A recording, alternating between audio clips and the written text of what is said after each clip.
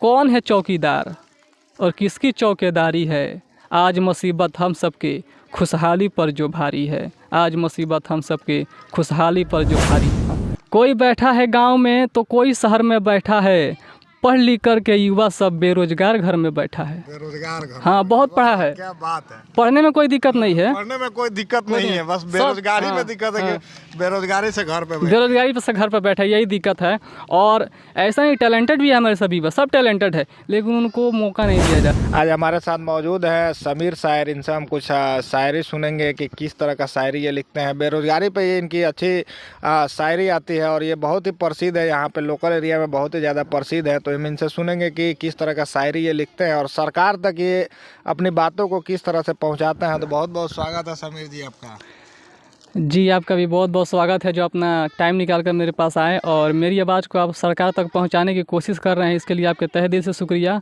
और आपके जितने भी यूट्यूब सब्सक्राइबर हैं उनको भी दिल से मैं शुक्रिया करना चाहूँगा और उनका भी स्वागत करना चाहूँगा। पहली बात तो यह है कि हमारे देश में बेरोज़गारी बहुत बढ़ रही है और इस पर जो आवाज़ उठा रहा है उसको जेल में डाल दिया जा रहा है या उसको किसी मुकदमा में फंसा दिया जा रहा है। इस पर भी मैं और कोरोना के टाइम में जो हालात बने थे हमारे देश में, लोग घर पैदल जाने पर मजबूर हो गए थे, इस पर भी मेरी नज़र पड़ी। और उस वक्त मैं रांची में था, घर पे नहीं था, तो हालात बहुत खस्ता हो गए थे। इसलिए उस पर भी मज़दूरों के श्रद्धांजलि अर्पित करने के लिए मैं एक कविता बनाया था। उस कविता कुछ इस तरह है कि घर के वो सारे लगन छोड़कर, घर के वो सारे लगन छोड़कर निकले थे भौरे चमन छोड़कर। माँ बाप बच्चे दुल्हन छोड़कर, घर से निकले थे कमाने के लिए, थे घर के माँ बाप को और दुल्हन को छोड़कर घर। इसीलिए शायरी है, कविता है कि घर के वो सारे लगन छोड़कर निकले थे भौरे चमन छोड़कर। माँ बाप बच्चे दुल्हन छोड़कर और प्यारा सा भाई बहन छोड़कर, भाई बहन भी उसमें है, सबको छोड़कर निकले हैं। प्यारा सा भाई बहन छोड़कर मौत ने जब उन पे डाली नज़र तो रूह निकली उनका बदन छोड़कर। मौत ने जब उन पे डाली नज़र तो रूह निकली उनका बदन छोड़कर। अरे बेपरवाह हुकूमत, अरे बेपरवाह हुकूमत, तेरी ही वजह से मजदूर सिधार गए अपना वतन छोड़कर। वाह वाह, क्या बात है। तो उनके दर्द में और मेरी भी आंखें नम हो गई थी, इसलिए मैंने लिख दिया। और आज जो ख़ास मुद्दा है बेरोज़गारी का, जो बढ़ रहा है हमारे देश में, नौजवानों के जो सपने चूर चूर किए जा रहे हैं और संस्थाओं के द्वारा उन पर पैसा लूटा जा रहा है उनसे फॉर्म के नाम पर। और एग्ज़ाम टाइम पे नहीं होता है, ना टाइम से रिजल्ट आया है, ना काउंसलिंग टाइम से नहीं होता है, और भर्ती का तो भूल ही जाइए। इस पर भी मेरी नज़र पड़ी और क्योंकि मैं भी नौजवान हूँ, मैं भी स्टूडेंट हूँ, मैं भी पढ़ रहा हूँ, तो मैं भी अपना दर्द इसमें लिखा हूँ कि मेरे देश में आखिर ये कैसी आफत जारी है। मेरे देश में आखिर ये कैसी आफत जारी है। आज मुसीबत हम सब के खुशहाली पर जो भारी है। मेरे देश में आखिर ये कैसी आफत जारी है। आज मुसीबत हम सब के खुशहाली पर जो भारी है। नौजवानों के ऊपर ये कैसी आफत आ गई, नौजवानों के ऊपर ये कैसी आफत आ गई। पूरे देश के अंदर जो बेरोजगारी छा गई। नौजवानों के ऊपर ये कैसी आफत आ गई। पूरे देश के अंदर जो बेरोजगारी छा गई। मैं पूछना चाहता हूँ ये किसकी जिम्मेदारी है। आज मुसीबत हम सब के खुशहाली पर जो भारी है। इस पर देखिए क्या होता है कि ये कोई इस पर अपना प्रकाश नहीं डालता, निगाह नहीं डालता, लेकिन इस समय नौजवान बहुत परेशान है। इसलिए आगे लिखा है कि कोई बैठा है गांव में तो कोई शहर में बैठा है। कोई बैठा है गांव में तो कोई बैठा है शहर में। हाँ, कोई बैठा है गांव में तो कोई शहर में बैठा है। पढ़ लिख कर के युवा सब बेरोजगार घर में बैठा है। बेरोजगार घर। हाँ, बहुत पढ़ा है। क्या बात है। पढ़ने में कोई दिक्कत नहीं है। पढ़ने में कोई दिक्कत नहीं है, बस बेरोजगारी में दिक्कत है कि बेरोजगारी से घर पे बैठा है, यही दिक्कत है। और ऐसा ही टैलेंटेड भी है हमारे सभी बस, सब टैलेंटेड है लेकिन उनको मौका नहीं दिया जा रहा है। इसलिए कोई बैठा है गाँव में तो कोई शहर में बैठा है। पढ़ लिख कर के युवा सब बेरोजगार घर में बैठा है। माँ बाप ने सब दर्द सह लिया, सर पे रखी टोकरी की।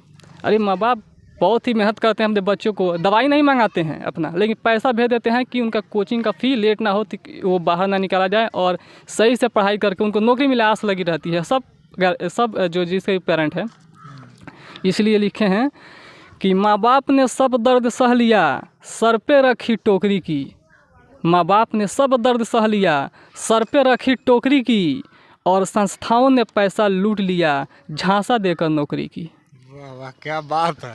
संस्था जो होती है फॉर्म के नाम पर अरबों रुपया ले लेती है, लेकिन ना बाद में पेपर लीक पेपर लीक हो जाता है, एग्जाम भी नहीं होता है, टल जाता है। और जब टल गया तो क्लास तो चलेगा ही, और जब क्लास चलेगा तो उसमें कोचिंग वाले पैसा लेंगे, तो खूने ना चुसा रहा है।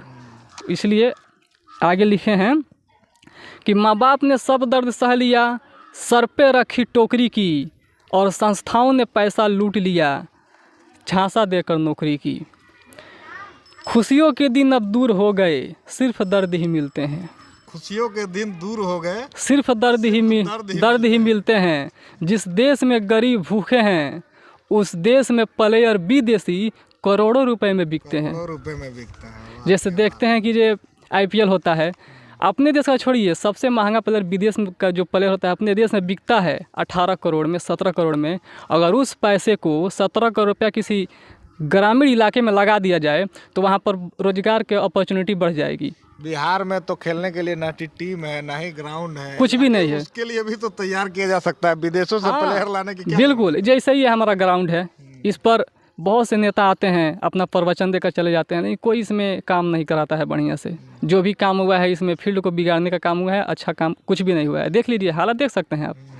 उसके बाद से इसलिए लिखा है कि खुशियों के दिन अब दूर हो गए, सिर्फ दर्द ही मिलते हैं।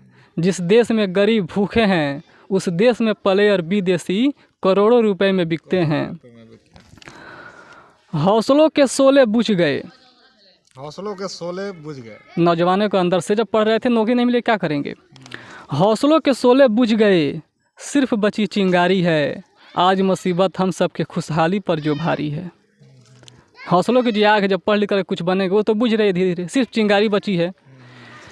तो हौसलों के शोले बुझ गए, सिर्फ बची चिंगारी है, आज मोहब्बत हम सब के खुशहाली पर जो भारी है। और परेशानियों ने घेर लिया, परेशानियों ने घेर लिया, घर की जिम्मेदारी जकड़ी है। जगह मतलब है जंजीर वंजीर। परेशानियों ने घेर लिया, नौजवानों को परेशानियों ने घेर लिया, घर की जिम्मेदारी जकड़ी है, और कैसे बेटा देख सकेगा जो बाप की झुकी पगड़ी है। जैसे कि जे नौकरी नहीं मिली और बाप ने कर्जा लेकर के बच्चों को पढ़ाया, और जब नौकरी नहीं मिली तो जब जो कर्जा दिया हो तो मांगेगा ही, तो जब पैसा टाइम पर नहीं दे पाएंगे, नौकरी नहीं रहेगी, पैसा नहीं दे पाएंगे, तो पगड़ी तो झुकेगी ही, सर झुकेगा ही। इसीलिए लिखा है कि परेशानियों ने घेर लिया, घर की जिम्मेदारी जकड़ी है, और कैसे बेटा देख सकेगा जो बाप की झुकी पगड़ी है। इसलिए सोसाइटी जो सुसाइड करते हैं बच्चे, इसकी संख्या लगातार बढ़ रही है। आप ही देख रहे हैं। आगे लिखा है कि बजट तो हर साल बढ़ रहा, संसद वाली ताली से। बजट तो खाली ताली से ही बजट बढ़ रहा है, ताली से ही बढ़ता है, मतलब बहुत अच्छा संसद में बजट पेश किया जाता है, लेकिन उस बजट से कुछ फ़ायदा नज़र नहीं जा रहा है ज़मीनी स्तर पे। बजट तो हर साल बढ़ रहा, संसद वाली ताली से, और निवाला ख़त्म हुआ गरीब मजदूर के थाली से। जब बजट बढ़ रहा है तो थाली से क्यों निवाला गायब हो रहा है? गरीबों को काम नहीं मिल रहा है, नहीं, जब काम ही नहीं मिलेगा तो रोटी कहाँ से मिलेगी? बात सही है। बजट तो हर साल बढ़ रहा, संसद वाली ताली से, और निवाला ख़त्म हुआ गरीब मजदूर के थाली से।